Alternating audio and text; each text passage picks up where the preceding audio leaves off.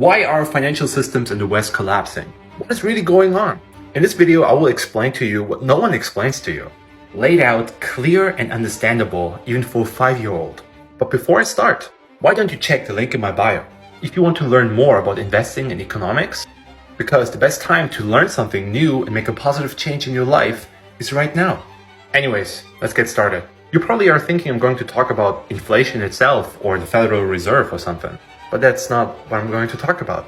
Because the source is that democracies end this way. Not all democracies, but democracies with universal suffrage. What we're experiencing now, the collapse of the financial system, is what would always happen. And it's happening in 4 easy steps. Step number 1, the people vote in a government that promises them the most free stuff. And this is happening repeatedly for 2 or 3 generations. The party that promises you the most free stuff wins. This shifts politics further to the left, until the right becomes the new left, and the left becomes more lefty. Sort of like in Europe, where everyone is a lefty, where you have leftists on the right and liberal socialists on the left. This is also known as the Overton window. You can go and look it up. And we enter step 2, which is overspending. The government didn't have the money to pay for all this free stuff in the first place, and they squeezed out all the alternatives. They can't increase taxes anymore without losing investors or the tax base, and cutting spending means that they will not get re-elected. This is the reason why the US has $31 trillion in debt.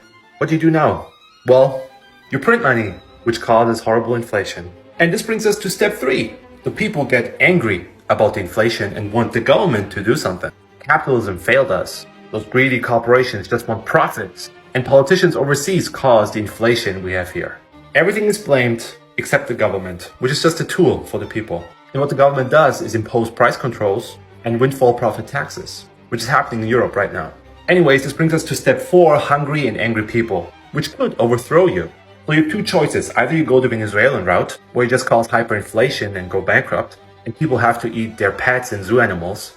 Or you go the Stalin route, where you enslave everyone. Why do you think COVID passports, digital currency, and gun controls are pushed at the same time? But it's a paradise for the people who vote for it. They finally get what they always wanted.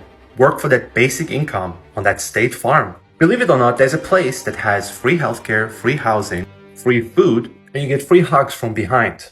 Do you know what that place is called? It's called prison.